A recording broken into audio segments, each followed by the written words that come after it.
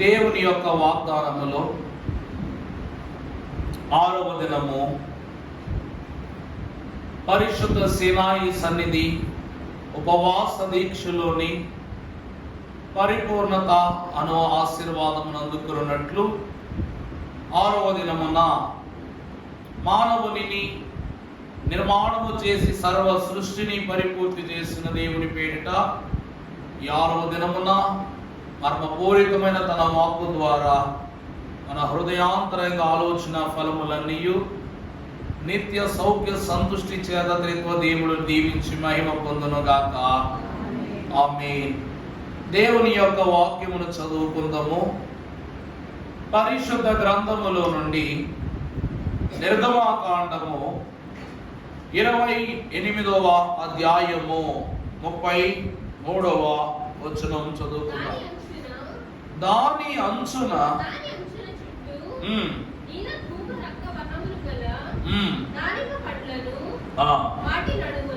వాటి నడుమున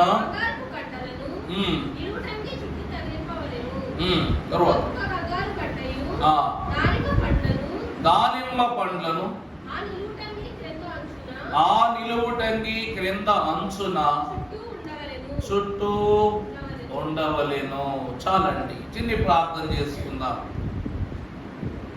మా ప్రార్థన ఫలములను బట్టి ఆత్మీయ ఫలములను మాకు అనుగ్రహింపచేయుటకు, ఫల సంగ్రాహపు పండుగలను ప్రోక్షణ వరములను అందించుటకు ఆత్మ ఫలదాత అయి మమ్ములను జీవ వృక్ష ఫలములచే ఏదేను వనములో మా పితరులను పోషించిన దేవా, వాగ్దాన దేశములోనికి ప్రవేశించుటకు మునుపు వాగ్దాన భాగ్యమును అందించుటకు ద్రాక్షావళిని ఫలములుగా భుజింపనిచ్చిన దేవా, మాతో పరలోక సౌఖ్యమును అనుభవించుటకు జీవ పోషకుడవై మమ్ములను నిత్యము వరములతో వర ఫలములతో పోషించుచున్న దేవా, ఈ దినమున ఫలములు నాకెంతో ప్రియములు, విందు ఫలములు అతి మనోహరములు. ఫలములు నా చెంతనుండగా రక్షకుడే నా ఆత్మ ఫలమైనను నడిపించుచుండగా నన్ను నిత్యము ఆత్మ కార్యము చే సంసిద్ధము చేయునట్లు ఈ దినమున మేము విననై ఉన్న మర్మములో మరి యొక్క స్థితిని ప్రభువా నీ వాక్యము ద్వారా వివరించి, తండ్రి, అహరోను వంశమునకు మీరిచ్చిన ఖ్యాతి యాజక వస్త్రములో ఉన్న ఘనతలో మరి యొక్క ఉపకరణము ఫలమును గూర్చిన సూచన ఉంటూ ఉన్నది కాబట్టి ఆరగించుటకు ఏర్పాటు చేయబడిన ఫలములు ఆదరించుటకు ఆశీర్వదించుటకును కారకములేనని మీరు బోధించున్నట్లు ఇది నా వాక్యమును మా హృదయములో ఆత్మానుసారముగా ఫలింపచేయమని జీవాహార పోషకుడగు యేసు నామమున వేడుకొనుచున్నాము తండ్రి. ఆమేన్. ఆహారము ద్వారా తృప్తిపరచు దేవుడు వాక్యాహారము ద్వారా మనలను తృప్తిపరచి మేలైన స్వాస్యమును తన వివరము ద్వారా పదిలంబుగా మన హృదయములోనికి చేర్చి దీవించును గాక. ప్రభువునందు దేవుని ప్రియబిడ్డలారా, దేవుని యొక్క వాక్కులో చాలా ప్రత్యేకమైనటువంటి సంగతులను మనము యాజక వస్త్రముల వివరణ ద్వారా నేర్చుకుంటూ ఉన్నాం. ఆ వివరములోని మరొక భాగము యాజక వస్త్రము యందు అమర్చబడిన దానిమ్మ పండ్లు వంటి ఉపకరణములు, అనగా ఆహారముగా ఉపయోగపడవలసిన ఫలము ఆశీర్వాద ఫలముగా దేవుడు ఆ వస్త్రమును అమర్చుట ఒక మర్మము అయ్యున్నదని మీకు ప్రభు పేరిట తెలియచేస్తున్నాను. ప్రభువునందు దేవుని ప్రియబిడ్డలారా, ఈ దానిమ్మ పండ్లు గంటల ప్రక్కన, ఒక గంట ప్రక్క, తరువాత దాని ప్రక్క గంట, తరువాత పండ్లు, తరువాత మరలా బంగారపు గంట, తర్వాత ఇలా ఉన్న వరుస క్రమములో ఇవి అమర్చబడి ఉన్నవట. దేవుని వాక్యాన్ని బట్టి మనము నిన్న గంటను కూర్చున్న మర్మాన్ని తెలుసుకున్నాం. గంట జీవమును ప్రకటిస్తూ ఉంది, గంట హెచ్చరికను ప్రకటిస్తూ ఉంది, గంట వాక్యమును ప్రకటిస్తూ ఉంది. అలాగునే విశ్వాసులైన వారి యొక్క నడవడికను అది ఏం చేస్తూ ఉందంటే క్రమ పద్ధతులను బట్టి ప్రకటిస్తూ ఉంది. కాబట్టి ఇక్కడ దేవుని వాక్యమునకు సూచనగా ఈ గంట దేవుని మహిమను, దేవుని వాక్యానికి సూచనగా ఇవ్వబడింది. మరి ప్రక్కన ఉన్న దానిమ్మ పండ్లు దేనికి ఇవ్వబడ్డాయి అన్నదే ఇది నా ప్రశ్న. దేవుని యందు ప్రియబిడ్డలారా, పరిశుద్ధ లేఖన భాగములో మనము చూసినట్లయితే ఒకసారి చదువు నాన్న 28:33. దాని అంచున నీలి ధూమ్ర రక్త వర్ణములు గల దానిమ్మ పండ్లను, వాడి నడుమను బంగారపు గంటను. చాలు నాన్న. ఏమండి, ఒకసారి నా వైపు చూడండి. అయ్యగారు, మేము అచ్చమైన దానిమ్మ పండ్లు తిన్నాము అన్నవాడు ఒకసారి చెయ్యాలండి. అంటే అయ్యగారు, మేము దానిమ్మ పండ్లు తిన్నాము అన్నవాడు చెయ్యాలన్నమ్మా. అందరూ తిన్నోళ్లే. అయ్యగారు, మేము అంజూర పళ్ళు, దానిమ్మ పళ్ళు ఎలాగైతే తింటున్నామో చిన్నప్పటి నుంచి అంజూరం కూడా అలాగే తింటున్నాము అన్నోడు చెయ్యాలంటే. అమ్మ, మీరు ప్రతి దానిమ్మ పళ్ళు తిన్నట్టు అంజూరు కొనుక్కు తింటారా? చాలా సంతోషం. మూడవదిగా ద్రాక్ష పండ్లు తినేవారు మనం అందరం తినేవారమే. కానీ ద్రాక్ష పండ్లు పండే స్థలము ఎలాంటి నేల అయి ఉండాలో మనకు తెలియాలి. అంజూరము పండే నేల ఏది అయి ఉండాలో మనకు తెలియాలి. ఈరోజు వాక్యములో ప్రత్యేకముగా ఎప్పుడు ఎక్కడ ప్రత్యేకముగా ప్రస్తావించబడని ఒక ఫలాన్ని దేవుడు మరింత ప్రత్యేకముగా మర్మభరితముగా మనలను తెలుసుకున్నటకు గాను ఈ యాజక వస్త్రమునే ఒక సాధనంగా మర్చుకున్నాడు. మీకు అర్థమయ్యేలా చెప్పాలంటే, ఎక్కడైనా ఎప్పుడైనా ఏ బోధకుడైనా ఏ యాజకుడైనా వాక్యములో పళ్ళు గురించి చెప్పాల్సి వస్తే బాగా చెప్పే పండే దేని గురించి చెప్తారు? మొదటిగా ద్రాక్షావల్లిని గురించి చెప్తారు. రెండవది అంజూరపు పండ్ల గురించి చెప్తారు. మూడవది బాగుగా ఒలీవ చెట్లను గురించి, ఒలీవ మొక్కలను గురించి, ఒలీవకాయల గురించి చెప్తారు. అంతే కదండి. అంతకు మిక్కిలి బహు శ్రేష్టంగా ఎక్కువ మాట్లాడుకునే ఫలాలు అంత లేవు. నిజమంటారా కాదంటారా? దానిమ్మ పండ్లను గురించి పోని నయాను భయాను వేరే పండ్లు చాలా ఉన్నాయి అనుకోండి. ఖర్జూర ఫలం ఉంది, ఇలాగున చాలా ఉన్నాయి. కాబట్టి దానిమ్మ పండ్ల గురించి ప్రత్యేకంగా ఎక్కడైనా ప్రస్తావన చేస్తాం, ఎప్పుడైనా చూసామా? ఎప్పుడు ఎక్కడ ప్రస్తావింపబడని ఈ ఫలము సరాసరి యాజక వస్త్రము పైన ఒక ఉపకరణముగా వాడబడటానికి గల కారణం ఏమిటంటే, దేవుని వాక్యం అంటూ ఉంది, యాకోబు వంశమునకు ప్రతీకగా దేవుడు ఖర్జూర వృక్షములను 70 ఈత చెట్లుగా అనుగ్రహిస్తే, ఒలీవ నూనెను తన పేరుకు పరిమళ తైలముగా ఉపకరణముగా భక్తులను అభిషేకించుటకు ఉపయోగిస్తే, ద్రాక్షావల్లిని తన స్వీయ రక్తముగా విశ్వాసుల యొక్క రక్షణార్థం ఉపకరణముగా ఉపయోగిస్తే, కానీ దానిమ్మ పండ్లను దేవుడట సంగమునకు సూక్ష్మ సూచనగా దేవుడు ఉపయోగించుకుని ఉన్నారట. ఎందుకు ఈ మాట తెలియజేస్తున్నా అంటే, దానిమ్మ పండును వాగ్దాన ఫలము అని కూడా అనవచ్చు. దానిమ్మ పండును ఏమనొచ్చండి? వాగ్దాన ఫలం. ఈరోజు మన పెద్దలు గతంలో సామెత, కొన్ని సామెతలు చెప్పేవారు. ఏమిటంట? మేడి పండు చూడు మేలిమయుండును, పొట్ట విప్పి చూడు పురుగులుండు, పిరికి వాది మదిని బింకమీలాగురా స్వదాభిరామ వినురవేమా అన్నారు. ప్రభునందు ప్రియబిడ్డలారా, మేడి పండు అంటే, మేడి పండు అని దేన్ని సూచనగా తీసుకోవచ్చు మనం? చెప్పండి. ఏ పండైనా తీసుకోవచ్చునా? ఏ పండైనా తీసుకోవచ్చునా? చెప్పండి.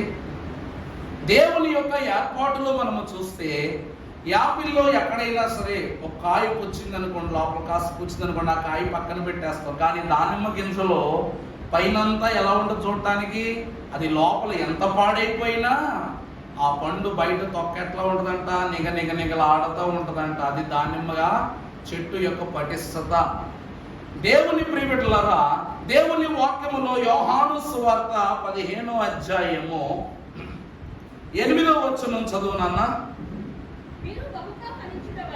మీరు బహుగా ఫలించుట వలన నా తండ్రి మహిమపరచబడును. తర్వాత ఇందువలన మీరు నాకు శిష్యులగుదురు.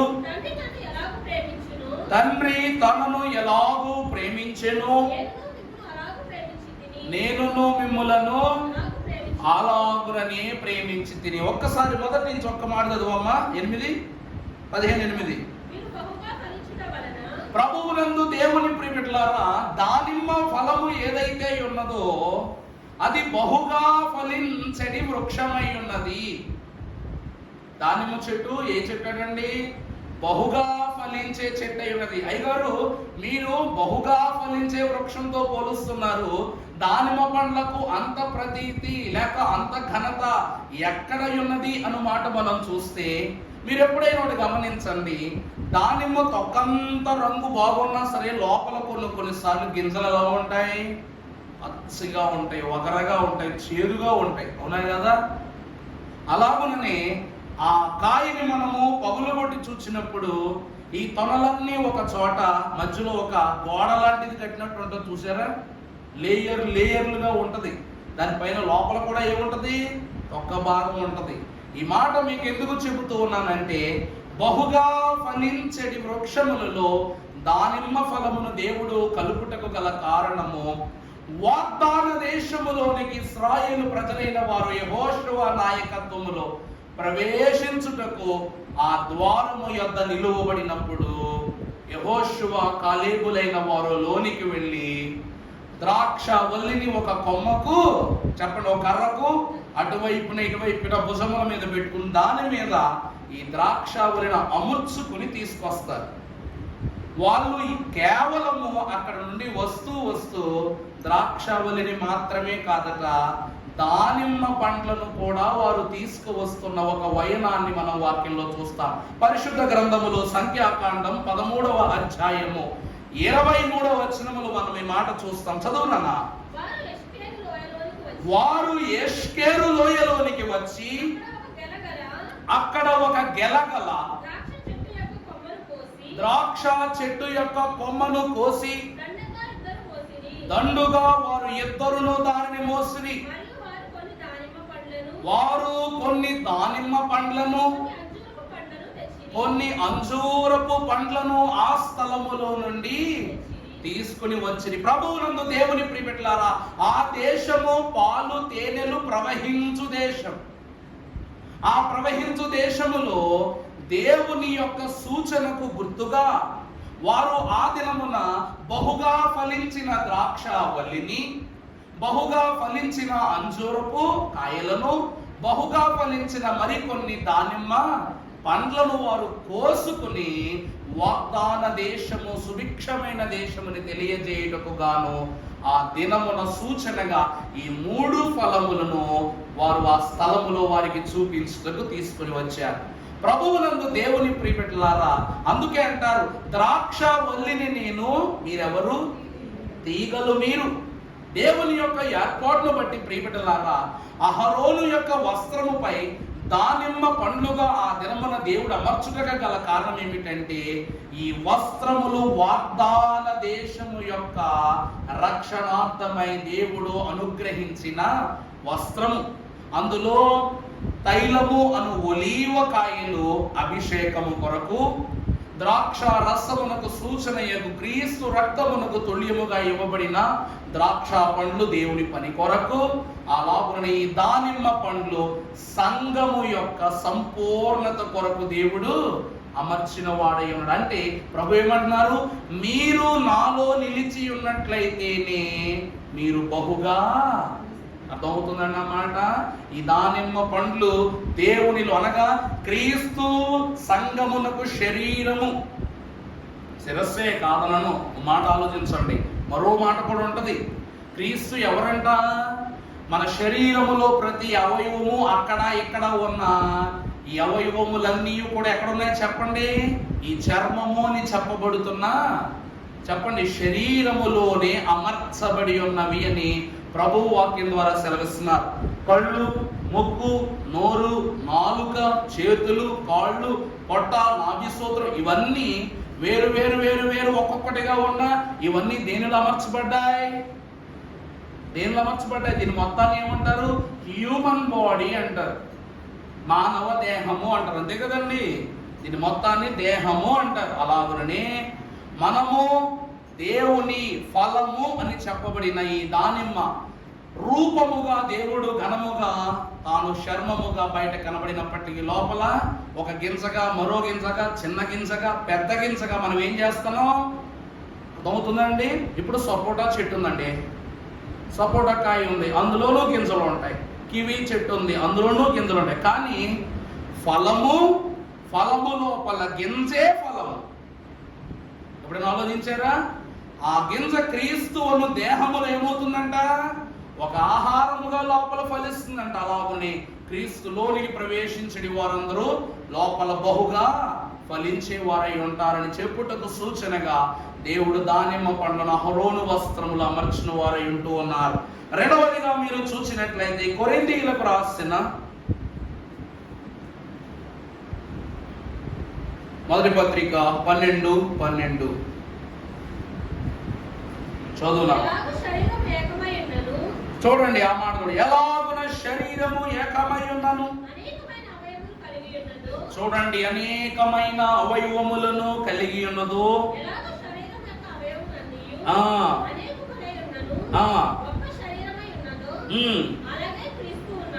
అలాగుననే క్రీస్తును ఉన్నాడు.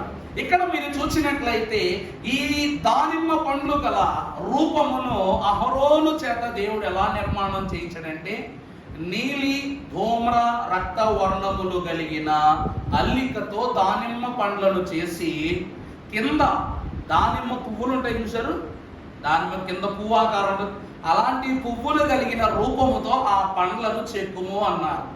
ప్రభువునందు దేవుని ప్రియబిడ్డలారా, పువ్వులో నుండి పండు వస్తుంది, అది అందరికీ తెలుసు. మరి పండులో నుండి పువ్వు రావడం ఏంటి? అవునా కదా? ఇప్పుడు పువ్వు ఏమవుద్ది? జాంకాయ చెట్టు ఉందండి, అది పువ్వు కాస్తుంది, తెల్ల పువ్వులా కాస్తుంది. అది పెరగ్గా ఏమైపోద్ది? పండుగ మారిపోద్ది, పువ్వు రూపాన్ని కోల్పోద్ది. కానీ దానిమ్మ చెట్టు పువ్వుగా మొదలై పండుగ మారిన తర్వాత దాని అంచులో స్టార్ పువ్వు వికసించినట్లుగా వికసిస్తుంది. దేవుడు ఉపకరణాన్ని కూడా అలాగనే చేయమన్నాడు. ఎలాగునగా ఏమనమ్మా చదువు? దాని అంచున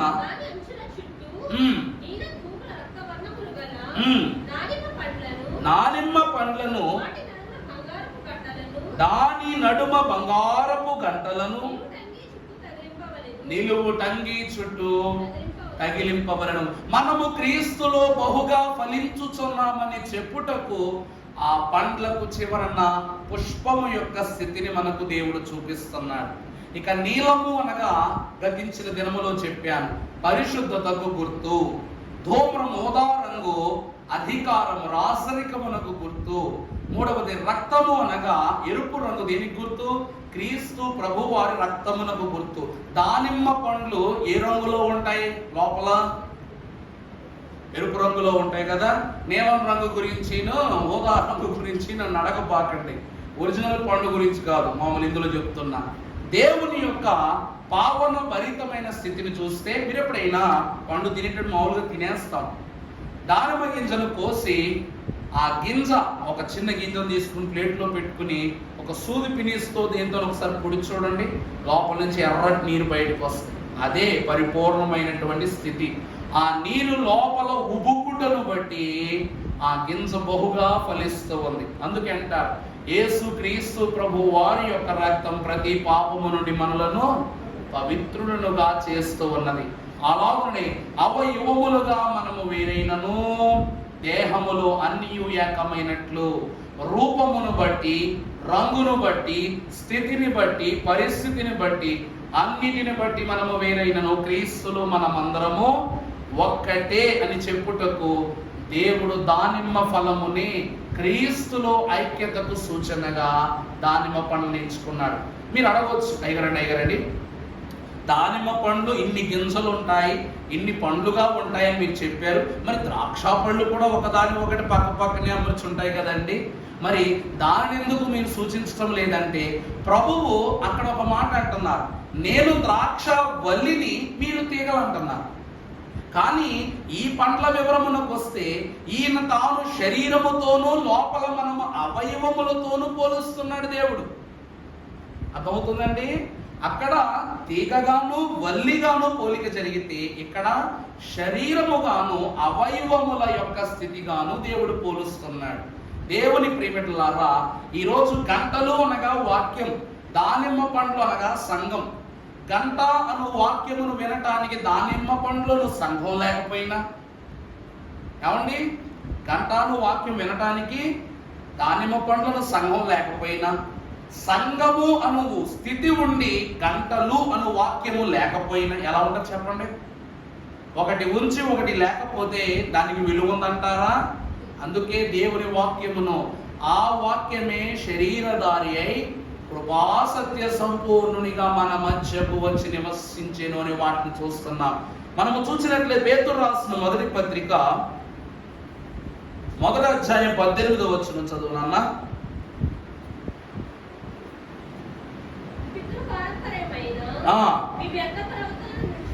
మీ వ్యర్థ ప్రవర్తనను మీరు విడిచిపెట్టునట్లుగా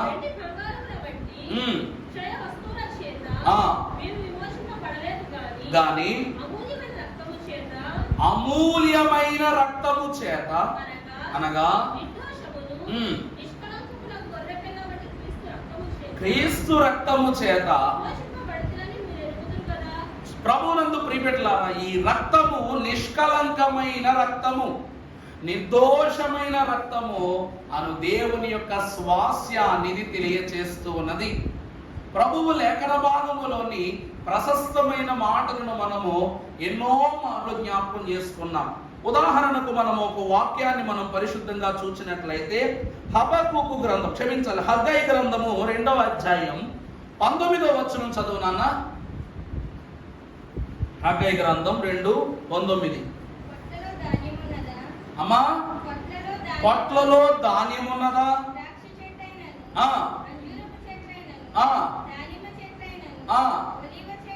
ఒలీవ చెట్లైనను ఫలించకపోయెను కదా. ప్రభువునందు దేవుని ప్రియమిత్రులారా, హగ్గయి మహాభక్తునికి దేవుడు ఇచ్చు ఆశీర్వాద వచనమును పలుకున్నప్పుడు అతనికి కలిగినటువంటి స్థితిని గురించి పోల్చుచు, అతడికి అంజూరపు చెట్లున్నాను, ద్రాక్ష చెట్లు లేకున్నాను, అలాగుననే ఒలీవ చెట్లు లేకున్నాను, చివరిగా దానిమ్మ ఫలములు లేకున్నాను, నేను నిన్ను ఆశీర్వదించేదను అని ప్రభువు సెలవిస్తున్నారు. ఎందుకునో తెలుసునా? ఈరోజు మనము నిద్రను బట్టో, ఆహారాన్ని బట్టో, దప్పికను బట్టో, లోకములో ఉన్నటువంటి ఈవులను బట్టో మనం బ్రతకటంలా దేనిని బట్టి బ్రతుకుతున్నాం చెప్పండి? యేసు క్రీస్తు ప్రభువు యొక్క శిలువ రక్షణను బట్టి మనము జీవిస్తూ ఉన్నాం. అందుకే ప్రభువు అంటారు, అతడు నీటి కాలువల యారను నాటబడిన వాడై తన కాలమందు ఆకు వాడక.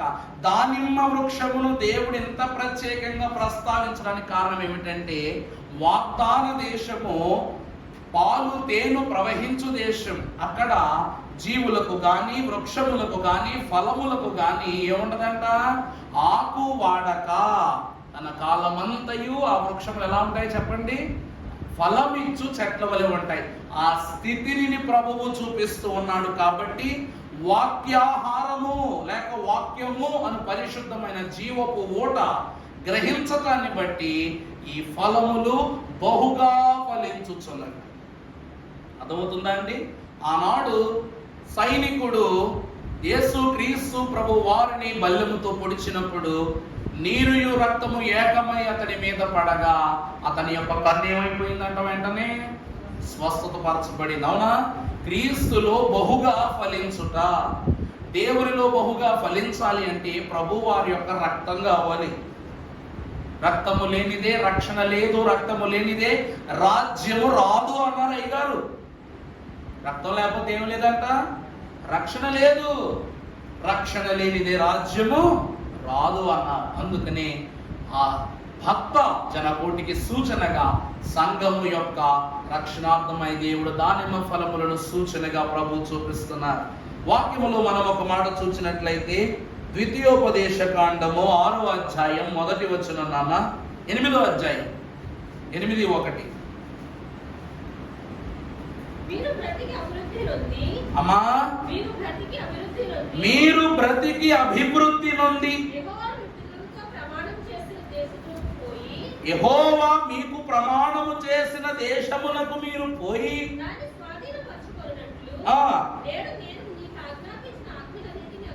అనుసరించి మరియు నీవు ఆ ఆజ్ఞలను గైకొందువో లేదో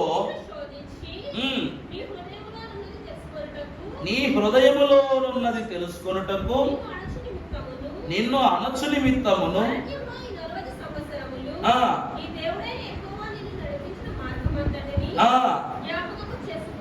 చాలండి. ఏమండి, నువ్వు 40 రోజులు సుదీర్ఘమైనటువంటి ఉపవాసాన్ని చేశావు. నీ ఆలోచన అంతయు దేవుని మీదనే ఉంది.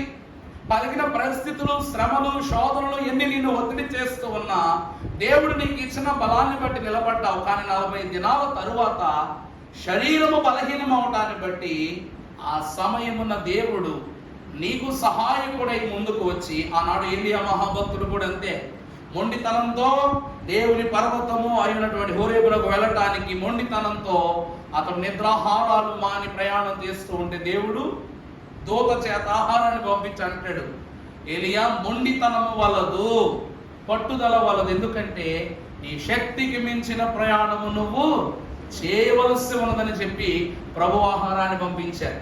ఇశ్రాయేలు ప్రజలైన వారిని 40 సంవత్సరముల కాలము లోకానుసారమైనటువంటి స్థితులను దాటించి ప్రయాణం చేయించిన దేవుడు ఎప్పుడైతే వాగ్దాన దేశంలోనికి పంపించినప్పుడు అక్కడ జరిగిన ప్రతి స్థితులను కూడా దేవుడు ఏమంటున్నారు? మీరు జ్ఞాపకము చేసుకోండి అని చెబుతూ 8వ వచనం చదువు అందులోంచి. అది గోధుమలు, యవలలు, అది ఏ దేశమంట? యవలను, గోధుమలను, ద్రాక్ష చెట్లను, ఒలీవ పండ్లను, అంజూరమును, అలాగుననే దానిమ్మ పండ్లు గల దేశము. తర్వాత ఒలీవ నూనెయు తేనెయు గల ప్రభువునందు దేవుని ప్రియబిడ్డలారా, అంటే దానిమ్మ పండ్లు ఏ దేశమునకు సంబంధించిన ఫలమంట? దానిమ్మ పండ్లు ఏ దేశమునకు సంబంధించిన ఫలాలంటండి? కానాను దేశము యొక్క ఫలం. ఈరోజు విరివి కాదిక నెప్పటికి నా పరమదేవుని మందిరము నా ఇల్లు. అలాగుననే ఈ దేశము కాదు, ఈ దేశ ఫలము కాదట దానిమ్మ పండు. ఏ దేశ ఫలము చెప్పండి? వాగ్దాన దేశ ఫలము. కాబట్టి వాగ్దాన దేశములో నుండి దేవుడిచ్చినటువంటి ఫలములనే అహరోను వస్త్రము పైన వాగ్దాన ఫలముగా దేవుడు అమర్చిన వాడై ఉన్నాడు. నా మాట అర్థమవుతుందా అండి? వాగ్దాన దేశ ఫలములే వాగ్దాన ఫలములుగా ఇశ్రాయేలు యొక్క నాయకుడును యాజకుడైన అహరోను వస్త్రముపై దేవుడు అమర్చాడు. దేవుని ప్రియబిడ్డలారా, కానీ ఆలోచన లేకుండా దేవుడు ఏ పనియు సలపడాయే, ఏ విషయమును కూడా దేవుడు ఊరకనే జరిగింపనేరడు. ఎందుకును అంటే దైవజనుడు దేవదాసయ్య గారు అన్నారంట, అయ్యగారండి మీరు బైబిల్ మిషన్ను స్థాపించుటకు దేవుడు మిమ్మల్ని గుంటూరే ఎందుకు పంపించాడు అన్నారంట. గుంటూరే ఎందుకు పంపించాడు అని అన్నారు. అంటే ఇప్పుడు దైవజనులు అన్నారంట, దేవుడు పంపిన మర్మము నేను ఎరుగను కానీ దేవుడు ఏ పని మీద పంపి ఉన్నాడో ఆ మర్మము నేను ఎరుగుదునని చెప్పి రాజారావయ్య గారి యొక్క కుటుంబం అనగా బైబిల్ మిషన్ బేతేలు గృహవాసుల గృహములో ఉండి కాకాని స్వస్తిశాల ఏర్పాటు కొరకు ప్రార్థించారట. అప్పుడు కాకాని స్వస్తిశాలంతయు కూడా మామిడి తోటలు కదమ్మా, మొత్తం అంతా మామిడి తోటలే. అప్పుడు అక్కడ వాళ్ళు అన్నారంట, నీకు తెలుసునో లేదో మామిడి పండ్లకు గుంటూరు, నూజువీడు ఇవన్నీ బాగా పేరు మోసిన ప్రదేశాలు. నూజువీడు రసాల కొండ అంటారు కదండి, మామిడి పళ్ళకు బాగా డిమాండ్ ఉన్న ప్లేస్ మన సైడ్ ఏది? నూజువీడు. ఆ పక్కన మనం ఆవకాయలు ఇవన్నీ పెట్టుకోవాలంటే నూజువీడు పళ్ళు అక్కడ నుంచి గట్టిగా రప్పించుకుంటారు, రసాలు దొరుకుతుంది అక్కడ. అప్పుడు ఆ వృక్షములన్నిటినీ కూడా ఉదహరించు ఆ స్థలములో దేవుడు కాకాని స్వస్తిశాలను ఏర్పాటు చేశాడు. ఈరోజు దేవుని వాక్యము యొద్ద నిలువబడిన వారులారా, మామిడి పండు వేసవి కాలం మాత్రమే వస్తుంది పండు. కానీ ఆ వేసవి కాలం వచ్చిన కొద్ది కాలము కూడా మనకు ఎండవేడి ఎంత విపరీతంగా ఉంటుందో మామిడి పండ్ల యొక్క ఊరట కూడా అంతే విస్తారంగా ఉంటుంది. నిజమా కాదమ్మా? అయ్యగారు, నేను ఈ వేసవి కాలంలో మామిడి పండు జోలికి వెళ్ళలేదు అని వాళ్ళు ఎవరైనా ఉంటారా? మంచుకో చెడుకో కష్టమో నష్టమో వాళ్ళిచ్చో వీళ్ళిచ్చో పండు అయినా కాయ అయినా తినే ఉంటాం. యావ కలిగిందంటే పరక కాయలు మన ఇంట్లోనే ఉంటాయి. దేవుని యందు ప్రియబిడ్డలారా, ఈ మామిడి పండు వేసవి కాలమే వస్తుంది. వేసవి కాలము సూర్యుడు సృష్టికి రాజైపోతాడట. వేసవి కాలం వచ్చిందంటే సూర్యుడు ఏమైపోతాడు? కాలములన్నిటికీ రాజైపోతాడు. తన ప్రకంపనతో కూడుకున్న వేడిని లోకమంతా పుట్టించేస్తాడు. అంత వేడిలో ఫలించే పండేనైనా ఉందయ్యా అంటే అది మామిడి పండు ఒక్కటే. మిగిలిన చెట్టు పళ్ళన్నీ ఏమైపోతాయి చెప్పండి? ఎండిపోటాలు, రాలిపోటాలు, కదిలిపోటాలు, కరిగిపోటాలు. నిజమంటారా కాదంటారా? మరి పండ్లన్నిటికీ రాజు ఏదయ్యా అంటే మామిడి పండే. ఫలములన్నిటికీ రాజు ఏమిటంట? మన నేషనల్ ఫ్రూట్ ఏది? మన జాతీయ ఫలం మామిడి పండే, అవునా? మరి అంతటి ఘనమైనటువంటి స్థితిలో రానున్న కాలములో దేవుని సువార్త విషయమై దేవుని రాజ్య వ్యాప్తి కొరకే దేవుని పని జరిగిస్తాడు అని చెప్పుటకు సూచనగా కాకాని స్వస్తిశాల ఏర్పాటు నిమిత్తమై ఆనాడు మామిడి తోటలు కలిగినటువంటి స్థలాన్ని దేవుడు స్వస్తిశాల ఏర్పాటు కొరకు పిలుచుకుంది. ఎందుకంటే రాజే వడ్డించును, స్వయముగా దేవరాజే వడ్డించును. విందు ఎవరు వడ్డిస్తారంట అక్కడ? ఈ స్వస్తిశాలలో అధికారము, క్రమము, వివరణ, విస్తరణ, తలంపు, ఫలింపు అన్ని ఎవరి చేతిలో? దేవుని చేతి మీదగానే జరగవలసి ఉన్నదని దైవజనులు సెలవిచ్చారట. ప్రభువునందు ప్రియబిడ్డలారా, వాగ్దాన ఫలము అహరోను యాజకుని యొక్క వస్త్రములో ఫలింపును సూచిస్తే ఈరోజు బైబిల్ మిషన్ వారికి కాకాని స్వస్తిశాల ఆనాటి మామిడి తోట అని కూడా మనం జ్ఞాపకం చేసుకోవాలి. దేవుని సంగమా గ్రహించండి. ఒక మాట చెప్పి నా వివరణను పరిపూర్తి చేస్తాను. గల్తీలకు రాసిన పత్రిక 5:22.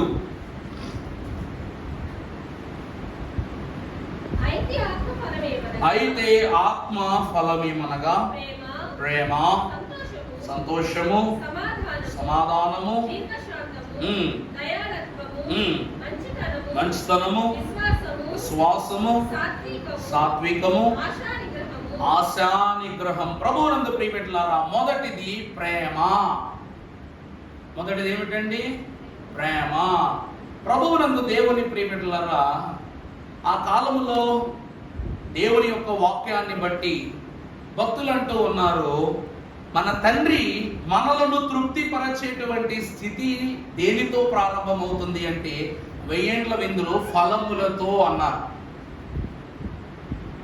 పరలోకములు జరగబోయే ప్రశస్తమైన విందులో ప్రభువు సంఘమును తృప్తిపరచు సాధనం ఏమిటి అంటే ఫలములు అన్నారు.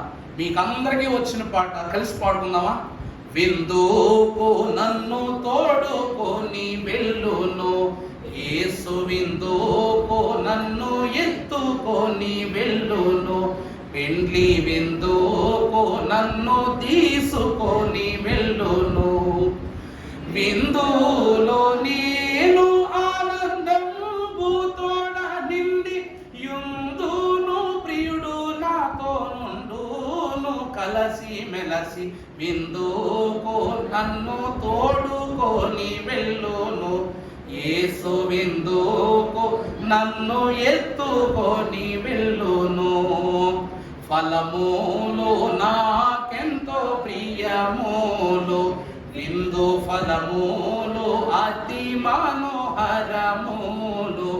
అతని ఫలములు జీవకు మధురములు. తలచి ప్రేమ చేము చిల్లుచుంటివి ద్రాక్ష ఫలములు జల్దడు ఫలములు పెట్టుడింక.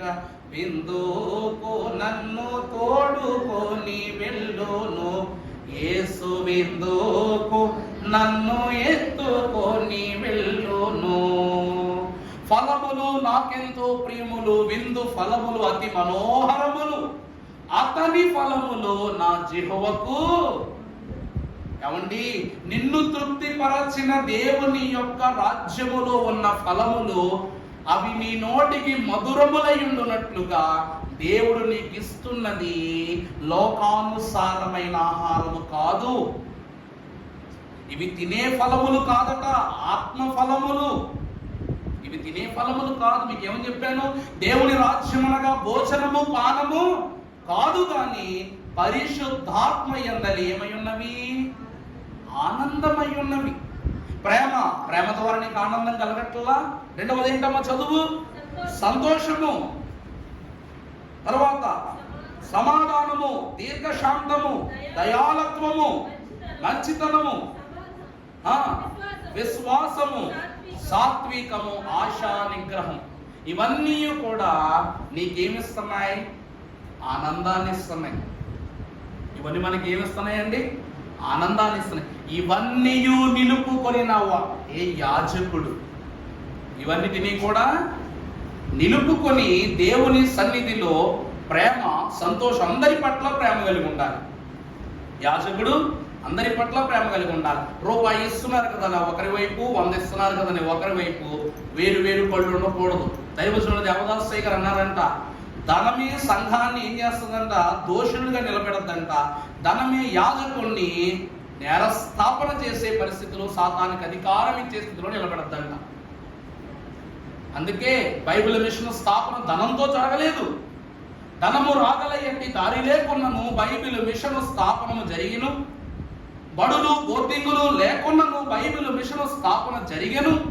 టీవీలను, బ్రాడ్కాస్టులను, శాటిలైట్ కనెక్షన్లు లేకున్నాను బైబిల్ మిషను స్థాపన జరిగెను. వార్తాపత్రికలను, పత్రిక సంచార వివరణ జరగకున్నను బైబిల్ మిషన్ యొక్క స్థాపన జరిగిందట. అందుకే ఈ మిషన్ను బంగారు మిషన్ ఎందుకు అంటారంటే ఇది ధనము సోకని మిషన్. అందుకే అన్నారు దైవం 150,000 వచ్చును నీ పేరు మీద, 150,000 వచ్చును. అది లక్షణముగా వాడుకుంటే లక్షలాది వస్తూనే ఉంటాయట. దేవుని ప్రియబిడ్డలారా, యాజకుడు మొదటి మెట్టులో ఎంత ఘనంగా దేవుళ్ళు నిలబడ్డాడో ఆఖరి మెట్టు వరకు అలా నిలబడాలి. అందరి పట్ల ప్రతి మెట్టులోనూ ప్రేమను చూపించాలి. ప్రతి ఒక్కరితో సంతసించాలి, సంతోషభరితుడై జీవించాలి. మూడవదిగా చూసినట్లయితే సమాధానకర్తగా ఉండాలి. యేసుక్రీస్తు ప్రభువే సమాధానకర్త అధిపతి అన్నారు కాబట్టి అందరితో సమాధానపరుడై ఉండాలి. ఆత్మఫలం. నాలుగవది దీర్ఘశాంతము. ఏమండి, ప్రత్యక్ష గుడారములోనికి వెళ్ళాలంటే ముందు మన ప్రత్యక్షత కరెక్ట్గా ఉండాలి. అంతే కదండి. ఇప్పుడు నేను ఒక ఉద్యోగం చేస్తానండి, నేను టెలిఫోన్ ఆపరేటర్నో లేకపోతే కాల్ సెంటర్లో పనిచేస్తున్నాను అనుకుందాం. నేను ఎయిర్టెల్లో పనిచేస్తున్నప్పుడు ఏమండి నా బ్యాలెన్స్ అయిపోయింది, బ్యాలెన్స్ వేయండి అని అన్నారు అనుకో. అయ్యా అలాగేనండి వేస్తున్నానండి చేశాను. ఫోన్ చేసి నాకు బ్యాలెన్స్ పడలేదన్నాడే, అరే ఇప్పుడే వేసానండి అంటాం. అరే పడలేదంటారు కానీ పడలేదంటావేడయ్యా అని కోపగించుకున్నాను. ఏమైపోద్ది? అవతల పక్కోడు ఇప్పటివరకు మాట్లాడినట్టు మాట్లాడతాడా? అందుకే చూసారా కాల్ సెంటర్ వాళ్ళు ఎప్పుడు ఫోన్ చేశారు, హలో సార్, నమస్తే సార్ అని ఏం చేస్తారు, సోపు రాసినట్టు మాట్లాడతారు. యాజకుడు కూడా సమాధానపరుడై దీర్ఘశాంతుడై ఉండాలి. యేసుక్రీస్తు ప్రభువును తిట్టినను మరల వారిని తిట్టడాయను, కొట్టినను మరల వారిని కొట్టడాయను, తన్ను చంపు జనుల ఎదుట దయను చూపిన చెన్నుగా దొంగను రక్షించుటకు. అది దీర్ఘశాంతం కాదా? ప్రభువు యొద్దనే మనం నేర్చుకోవాల్సిన స్థితి. తర్వాత మనము చూస్తే ప్రియబిడ్డలారా, దయాళత్వము. దయా అనున్నది క్రీస్తు ప్రభు వారి యొక్క లక్షణములో ప్రాముఖ్యమైన లక్షణం. నిన్ను వలని పొరుగు వాణ్ణి ప్రేమించు, దయగలిగి ఉండుట. ఆ తరువాత తర్వాత ఏంటమ్మా? మంచితనం, యథావిధిగానే విశ్వాసం. ప్రతి పనిలోనూ దేవుని మీద ఏముంచాలి? మనం విశ్వాసం ఉంచాలి. తరువాత సాత్వికము అనగా మంచి నడవడిక కలిగిన నిశ్చలమైన మనస్సు. నిశ్చలమైన మనస్సు. ఈరోజు మనం చూస్తే బయటకు మన లోపటికి ఎంత పాషుగా ఎంత గొప్పగా బ్రతికినా నలుగురితోనూ కూడా ఎలా ఉండాలి? మంచి మనస్సు కలిగి మంచి నడవడిక కలిగే ఉండాలి. మనసులో ఆశ ఉండని, అహంకారం ఉండని, కోపం ఉండని, ఉద్రేకత ఏదైనా ఉండని. అది ఉండినప్పుడు మనిషిని మనిషిగా ఎంచి చూడని పక్షాన మనం ఏమైపోతాం చెప్పండి? దోషారోపణ చేయబడిన వారం అయిపోతాం. అందుకే నా రాజు సాత్వికుడు. నా రాజు ఎవరు? దీన మనస్సు గలవాడు. అందుకే 10,000 మంది పురుషులలోనైనాను కూడా నేను ఆయన ఏం చేయగలను? గుర్తించగలను. ఎందుకంటే ఆయన ధవలవర్ణుడు, రత్నవర్ణుడు, 10,000 మంది పురుషులలో గుర్తింపదగిన వాడు అయినప్పటికీ ఆయన మనస్సు ఎటువంటిది? సాత్వికమైన మనస్సు, దీన మనస్సు అయింది. అదే అంటున్నారు, యాజకుడి వస్త్రాలంకరణను బట్టి ఇశ్రాయేలీయులు లేవి వంశము ప్రత్యేకింపబడినప్పటికీ కూడా వారి వస్త్రములను బట్టి, వారి అధికారాన్ని బట్టి కాక వారి మనస్సు యందు కలుగు కార్యములను బట్టి దేవుని యొక్క పనిని జరిగించాలి. దానిమ్మ ఫలం చూడండి, బయటికి తలతల్లాడిపోతూ ఉంటుంది, చెట్టు మీద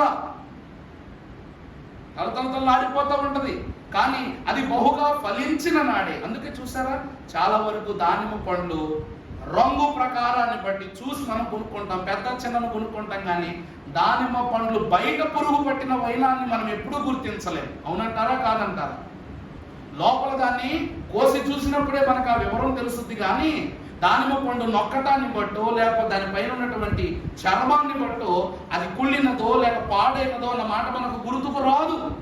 దేవుని వాక్యం అంటుంది అదే. మనస్సులో ఎన్ని కాని మరిన స్థితులు ఉన్నా అవి మనకు సరిచేయటకు ప్రభువు ఉన్నారు. కానీ మనము దేవుని యందు నిలిచి ఉంటేనే ఆ ఫలింపు మనకు కలుగుతుంది. ఇదంతయు దేని వలన సాధ్యమనగా సాత్వికం. అన్నిటికీ మించి ఈ పరిస్థితిలోను ఫలింపులో ఉండాలి అంటే ఉండవలసిన ఆశా నిగ్రహం. ఒకరేమో ఆశపడిన ప్రాణమును దేవుడు తృప్తిపరుస్తాడంటారు, మరొకళ్ళేమో ఆశా నిగ్రహంతో ఉండాలంటారు. అంటే ఏంటి? నీ మనసులో ఏమైనా ఆశలు ఉంటే ఏం చేయాలి? నువ్వు లోపలే దాచి పెట్టుకో, నొక్కి పెట్టుకో అంటున్నారు మరొకరు. ఇప్పుడు తృప్తిపరచబడే స్థితి కావాలా, నిగ్రహించుకునే స్థితి కావాలా? చెప్పండి. మీరనుకోండి తృప్తిపరిచే స్థితిలో ఉన్నారు, కానీ మేమైతే నిగ్రహించుకోవాలి. యాజకుడు ఏం చేయాలంట? ఆశా నిగ్రహపరుడై ఉండాలి. కానీ సంఘము మాత్రము ఆశ కలిగిన ప్రాణముతో దేవుని యొద్ద చెప్పుకోవాలి. ఎందుకు ఈ మాట అంటున్నానంటే, ఆశపడిన రీతిగా 11 గోత్రాలకి దేవుడు వాగ్దాన దేశంలో స్థలాలు ఇచ్చాడు, మెట్ట భూములు ఇచ్చాడు, కింద ఉన్న భూములు ఇచ్చాడు.